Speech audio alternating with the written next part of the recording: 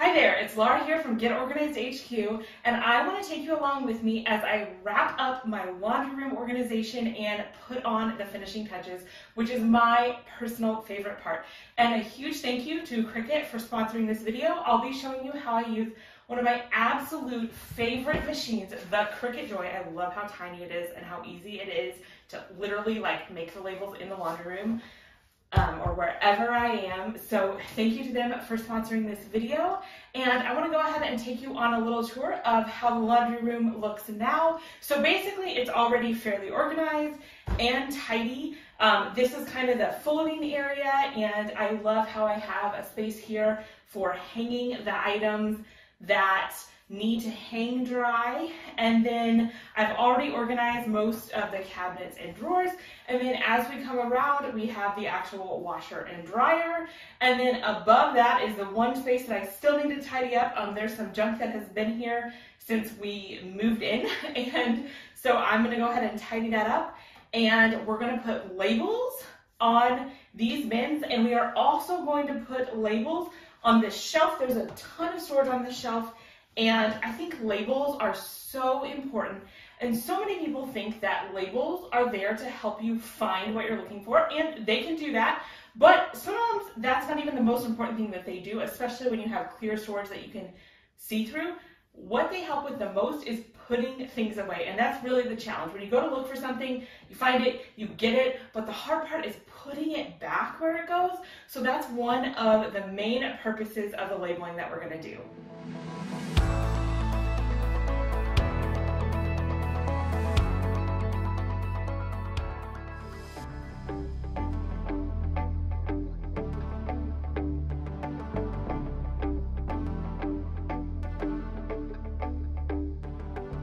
So the next step, and now that I got all that extra stuff cleared away and put in a bin, which I'll be labeling soon, it is not really useful to have this extra space here. It's very short and I don't know what I would put there.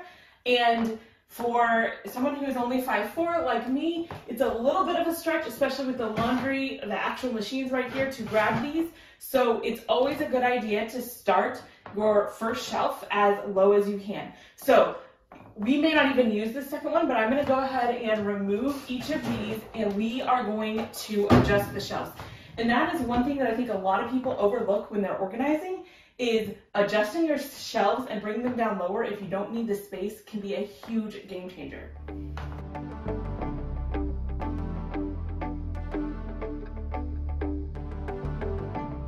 And then anytime that I am adjusting shelves or cleaning them out, I always get a little microfiber cloth. These are I got these in bulk on Amazon. They're 50 cents each. I keep them everywhere so I can just wipe it down, because no matter what you do, it's always dusty.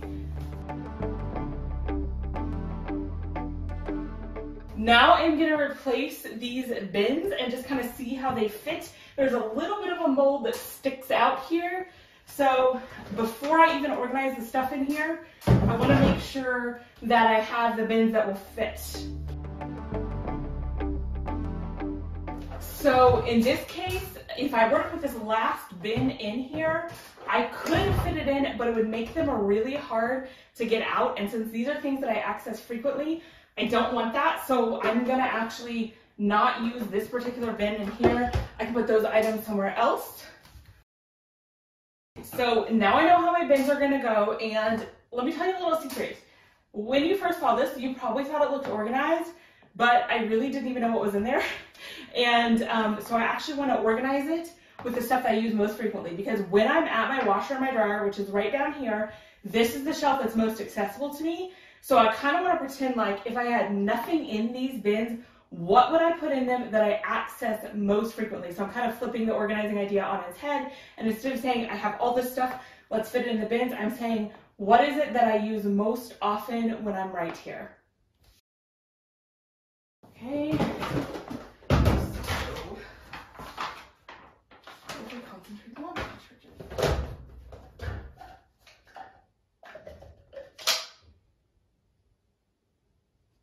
I'm not sure what this is. It says yeah, I really don't know what this is, but I kind of feel like it's one of those things. I'm going to show you a little bit closer that if I got rid of it, I might find that I needed it. So I'm going to put it in with the other stuff that is not stuff we access very often.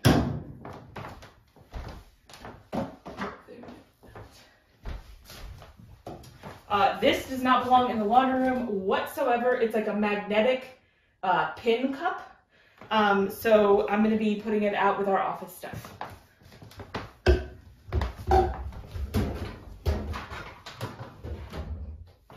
I use laundry detergent, obviously, most often in here, so it's definitely going to get a premium spot right in the front of one of these bins. And then the OxyClean is also something that I use pretty often, so it goes right behind here.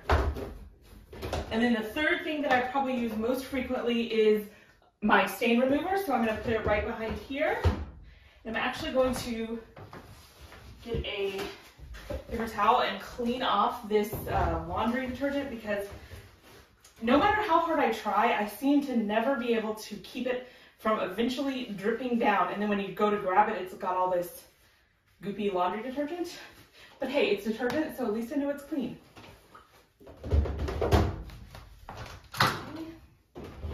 So that's got bin number 1, the most accessible bin. We're going to label this in a minute. Now I'm pulling down bin number 2, and we have a really nice microfiber cloth. I have those in a drawer to the side here, so I'm going to place it there.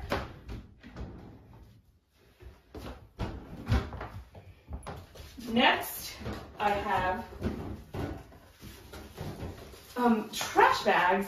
However, in this entire area, I do not have a trash can of this size. Now, they can be used for just like cleaning things out, but this really doesn't make sense. I'm going to put this with our other trash bags near to where we have this trash can.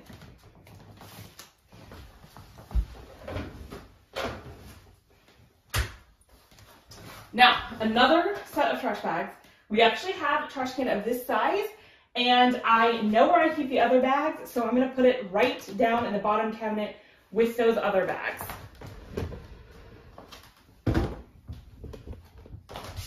Then I have an entire empty bin of stuff that doesn't even need to go there. This bin I am leaving alone. I use this frequently. I know it's here, and these are our command strips and like hooks and things like that. This one's already organized. I'm leaving it alone.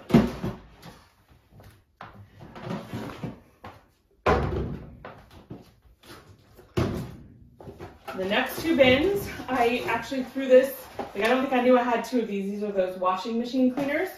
So I put those together in one.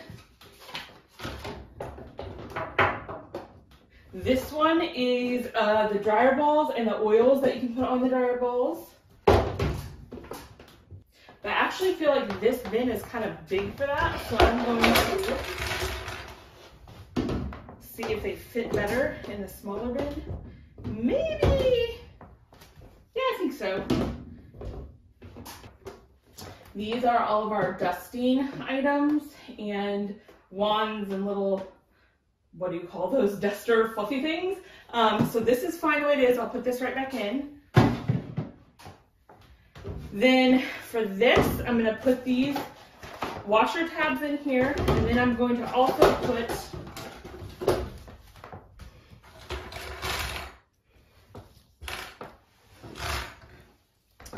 a couple of these bags for washing delicates. Will go right behind there. I don't use them super often, but every now and again. And then I am going to get a baggie for all of these loose clothespins to be able to put them right back here. Okay, so here I just put them in a simple bag. I put that bag there, and I have plenty of even extra room here, so I'll put this back up here. Then we have one empty one, I believe. Oh wait, no. Yeah, that's really all we have, because I put these in a smaller one. So I think this will work perfect, and this one's empty anyway. So I'm pretty sure, yeah, this is all we need to go up here. And this will also give me room in case I want to put in case I get tired of taking the laundry detergent like out, because that is an extra step, I could just set it directly on the shelf. And then I'm going to put this with all of my extra bins elsewhere. And then the only thing that's left is this, and indoor mounting tape. So that really goes with all of the command type products. And now I think that, I guess I'll put the shelf back up here, but I'm really not going to put anything above here because I just like with the washer and dryer here, and that's always true, like it sticks out so far, there's no way I'd be able to reach it without a step stool. So there's just no reason for me to store stuff up there. Now comes the really fun part, and this is where we get to label, and labeling is so fun. So I'm going to be using my Cricut Joy to make labels for both of these styles of bins. So these are the multi-purpose bins, and to label those, what I'm going to do is I'm going to take these, they're actually supposed to be dry erase labels. I got them on Amazon very affordably. You'll see the back here is like this, so it's real flexible. They're very thin, so I can just clip it on. And then I'm going to put vinyl directly on here. It looks much neater than my handwriting, and also with these labels, the dry erase just tends to come off, and the vinyl is going to look beautiful, and it's not going to go anywhere. And then for this style of bin, what I'm going to actually do, so here is vinyl directly on the bin here, and what you're going to notice is that when I put vinyl directly on a clear bin, it's actually really hard to see the label depending on what's behind it. It's like you would need something white or solid behind it to really see it. So I much prefer using this Cricut Writable Vinyl and writing the labels on there, and you're going to see what that looks like.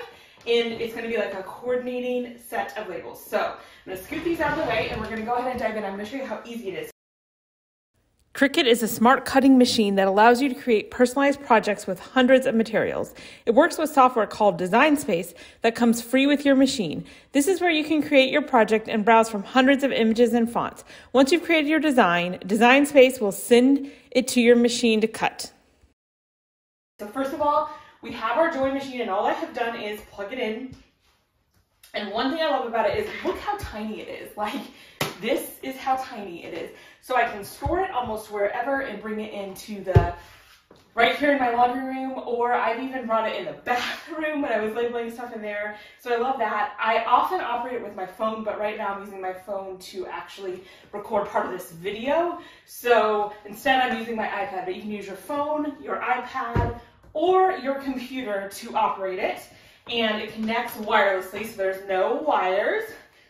Now, I've got Design Space open here. I love how easy this is to use. I want to start from scratch. They have a lot of pre-designed things if you wanted that, but I'm going to start from scratch by tapping Canvas. Then I want the label to say laundry detergent, so I'm going to click text. And you can scroll through. I have Cricut Access, so I have so many different fonts that I can choose from, but I'm going to choose this one. And I'm going to type in laundry detergent, so laundry, and then I'm going to hit enter because I want detergent on the next line. Okay, then I'm going to tap that, and we're going to make a couple edits. First of all, alignment needs to be centered, and then I'm going to make sure that we're the right size. I think I kind of want 45 to be the size. I'm going to undo that right quick.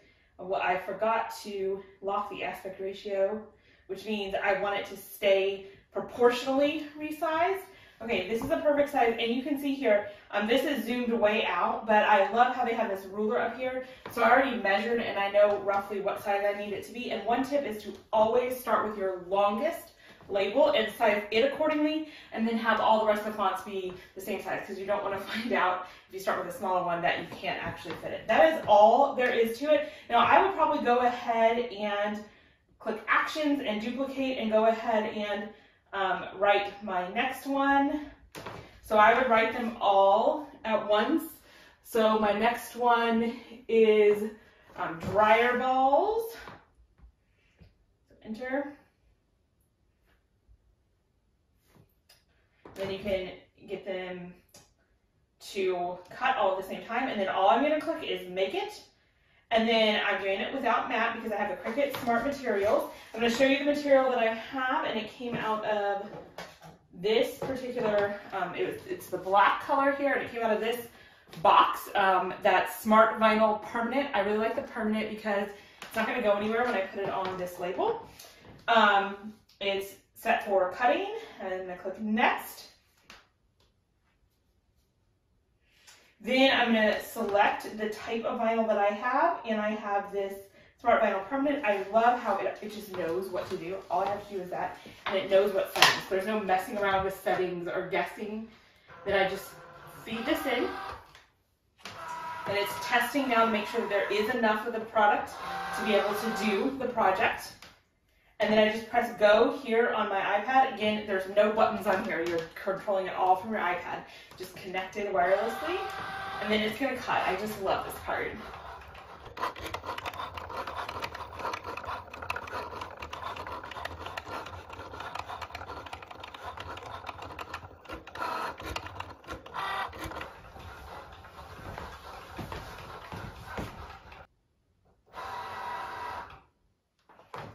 Yay, now that it's done, I tap OK so that the material will unload for me.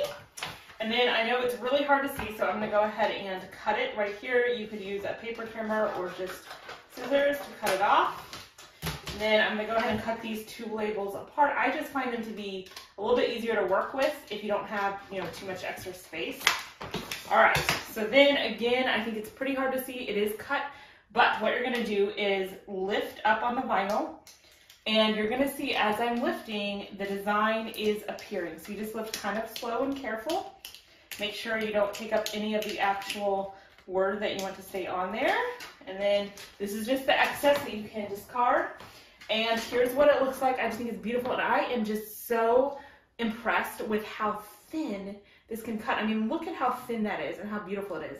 Now, on this particular font, I just want to point out, there are no insides of the letters. It's like a stencil-y font to be weeded out, but if there were, you would take some sort of weeding tool. Cricut has a sharp weeding tool, and you would be able to take out the centers of the letters. So you want to make sure you do that if your font requires that.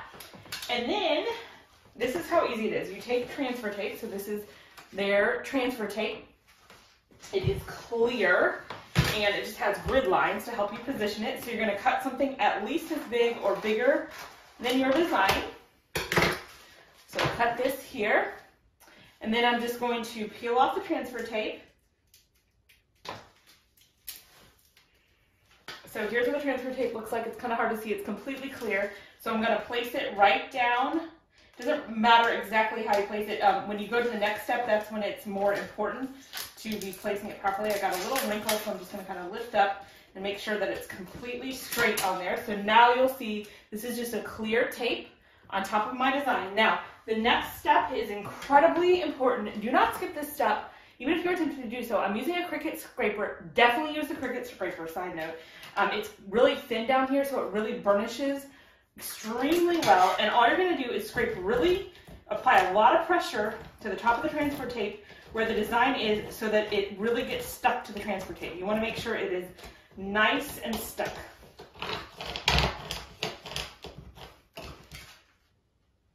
And okay, so now I've burnished it. It looks about the same, but it's very stuck on there. Then what I like to do is flip it over, and so instead of peeling this off, the transfer tape off, I like to kind of peel the back of it off of the transfer tape and the design. So I'm just going to start peeling here. I don't know if you can see.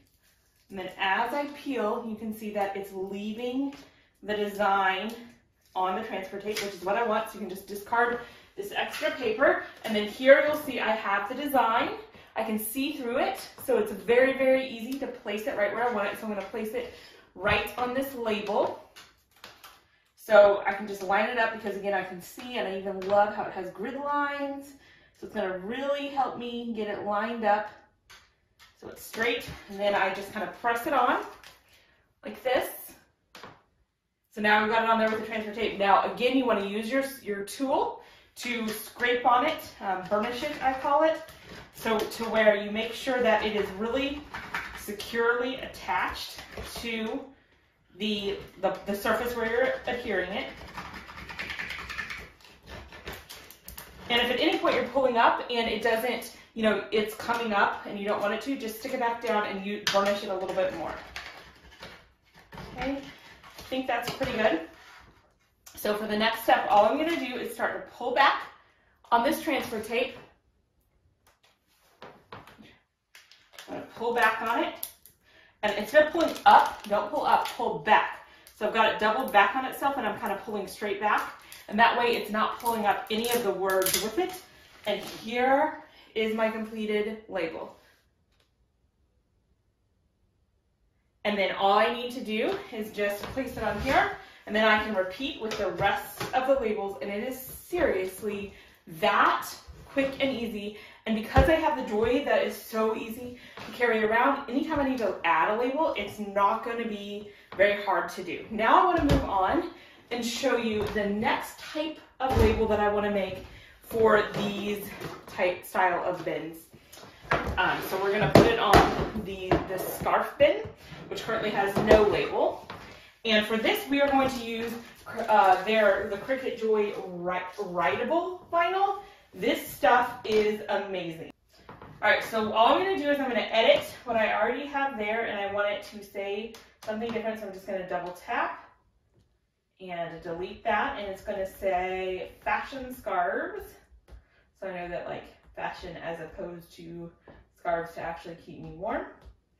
So what that is going to say, perfect. Now I want to do a couple things. I want to weld the letters together so that there's no doesn't like cut or draw between them. And then I'm going to edit this and change this from a cut to a draw with a pen. And it's a fine point pen in black. And I'm going to click apply, and now it knows that that is something that is going to be drawn. Then I need to add the square around it that's going to cut. So I'm going to go to shapes, square, and it's actually going to be a rectangle. So I'm going to tap on that. Next, I'm going to edit. It is a basic cut. I want to just change it to white and hit apply so I can get a better feel for what that's going to look like. Then I'm going to click this, make sure this little lock is open so that it doesn't have to stay the same width and height, so it can become a rectangle. So I want it I think I just want it 4 inches wide. And for height, I think I want 2.5 inches. Perfect. Okay, then I want to put it behind. So I'm going to click arrange and send it to the back. All right, now it looks good except for that is not centered. So I'm just going to take my finger, select both of them, so drag it across, and then I love this align tool. Center vertically, center horizontally. Now it's perfectly centered. We have to do one more very important thing though. Click actions. And this is true anytime you're using a smart label or you're writing on it. You want to make sure that it's writing in the right place and that those are attached. And then I click make it. I'm doing it without the mat. I'm going to click next. All those settings are correct. And I'm going to choose the Smart Label Writable Vinyl, which is what I have. And first it says to load this pen. So I just follow the directions. This pen has this groove. So you know it just slides in there and goes to the exact position. And then it says to load the material. So now I'm going to take the material, load it right in, put it right under those guides, and just push it right there, and it's going to grab it. And it's testing to make sure it has enough material. And then I just press go here on the iPad. Again, there's no buttons on this machine. And it's going to start writing. I love this part.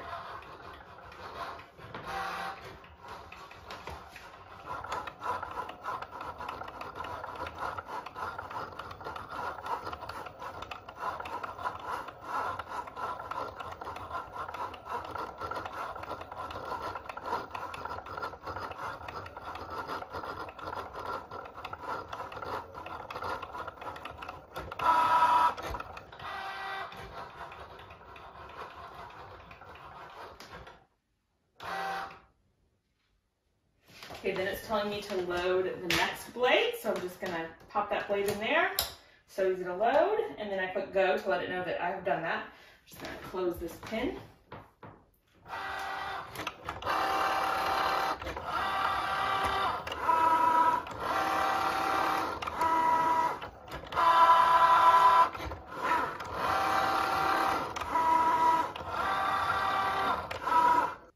It's now done. I say okay to unload it. I like to go ahead and still cut this off a little below the label. And then on this vinyl, I just like to peel the back off before I take the actual label off. I find that to be easier. So I'm just peeling the back off, and you'll see all that is left. Here is my actual label. There's no transfer tape or anything. You actually just apply it like you would any kind of sticker. So I just take it off and I apply it onto the bin just like I would a sticker. I'm just kind of getting the air bubbles out of there, and then you see how nice they look next to each other. This is written, and this one is, let's see, you can see them. This one is out of vinyl, but you can still see how nicely they coordinate with each other.